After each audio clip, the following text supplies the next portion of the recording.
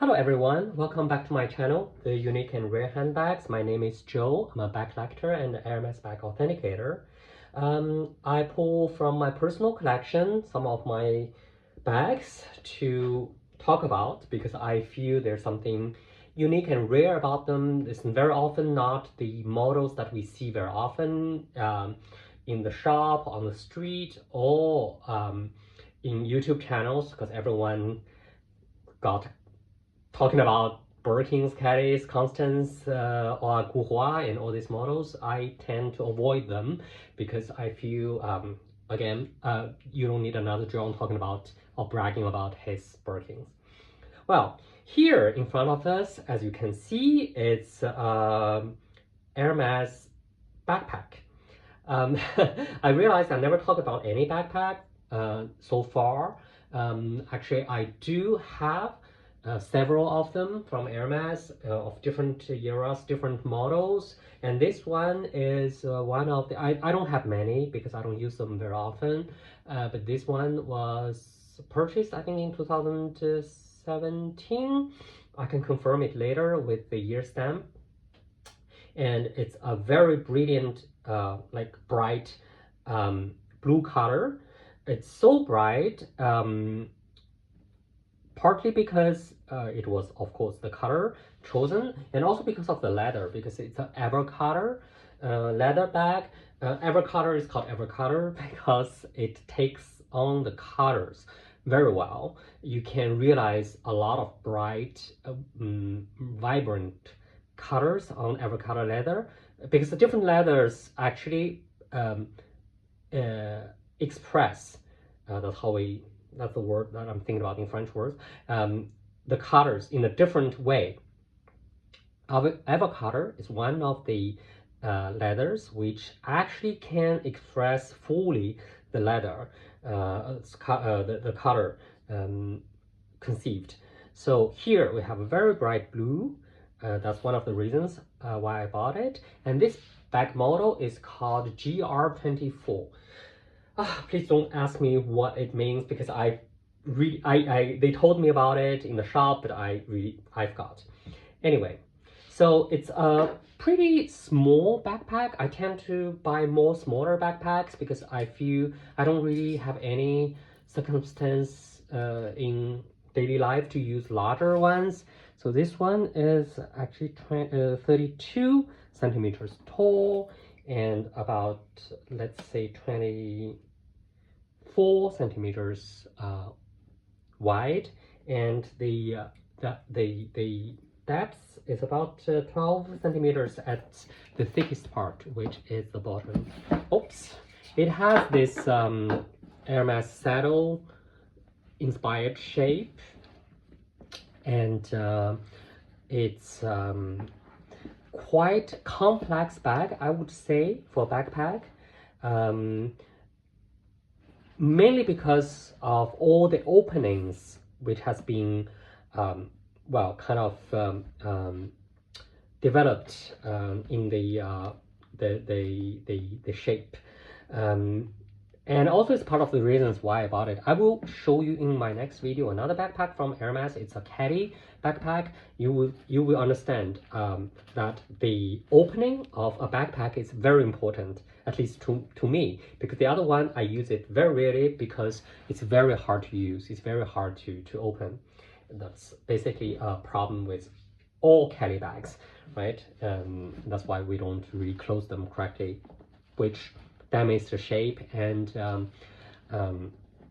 well, sometimes we think we give out a nonchalant vibe. Actually, we just give out too lazy to close your bag correctly vibe. That's at least how I feel. Well, so here, the main opening of the bag is here. It has a small piece of leather here, so which actually can manipulate it, as you can see.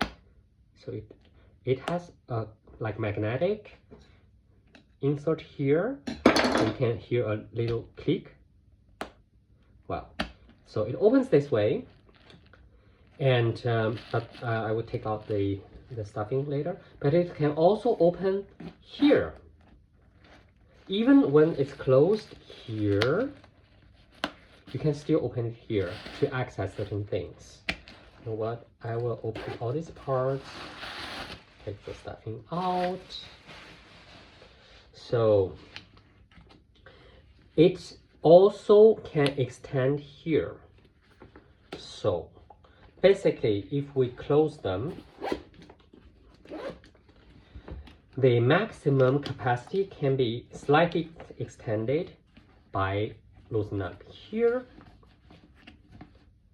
and modulate it back to a tighter one this way. So basically, when I open it, I tend to open it like this way, from one side, or if I just need to reach out, especially when it's on my bag, when I need to reach out like into it just for something like a wallet or something, I just do it here. So I think that's the reason why I chose it, because it has so many ways to open. But sometimes I also feel maybe it's not very safe, but so far I never had a problem. So the inside of it, it's with this beautiful lambskin lining.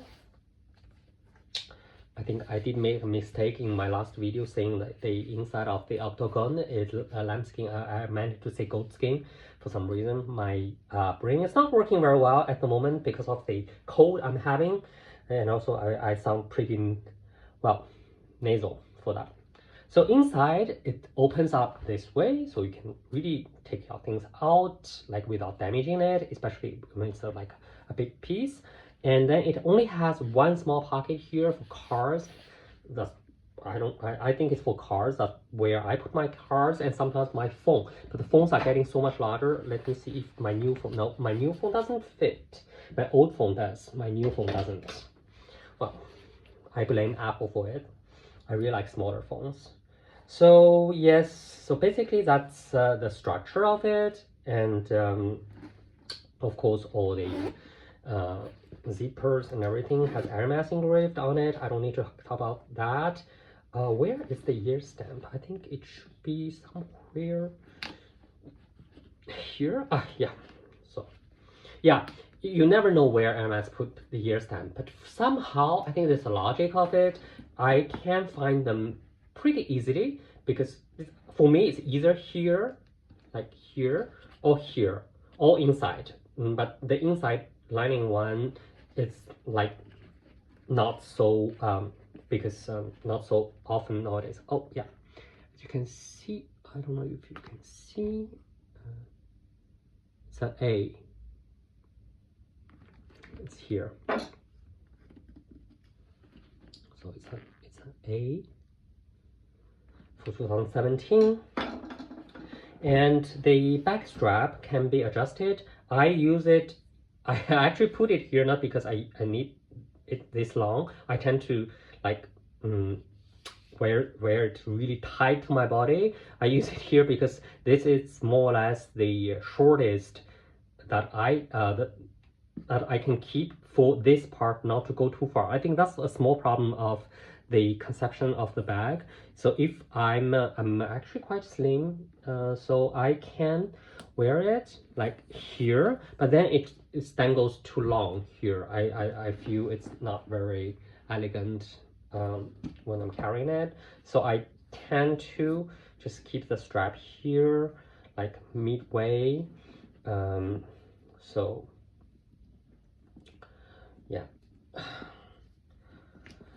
Yeah, so and here it goes this way, which is a standard Hermes doing for male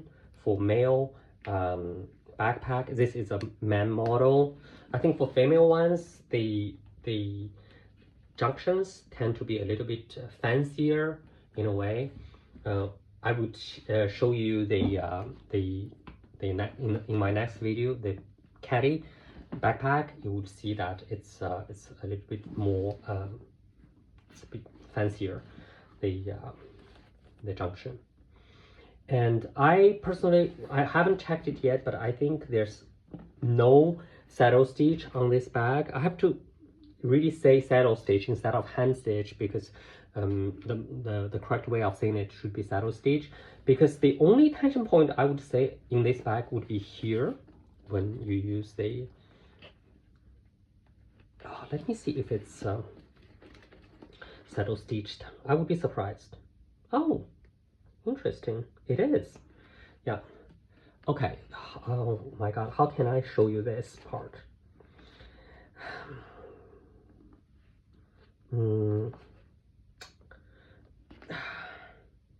So these stitches here inside connecting the belt to the body, I can't see it very well, but I think it's saddle stitched. So left slants. Really to know it, you have to open the lining of it. It's just my assumption. And another tension point would be here, but here obviously it's all machine stitching. Left, right, left, right, left. Yeah. So as we can see, all these parts, left, up, right, down, right, up, left, down. So that's typical machine stitch.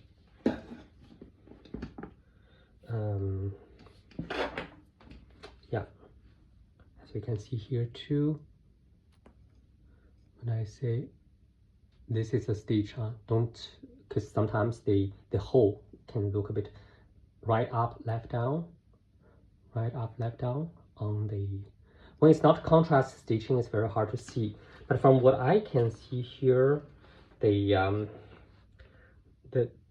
couple of stitches connecting the shoulder belts to the body of the bag is hand stitched.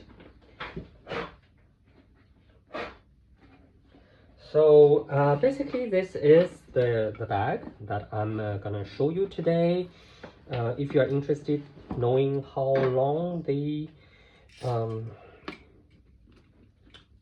belt can go, currently it's at like already like 70 something. It can go to I think like 80.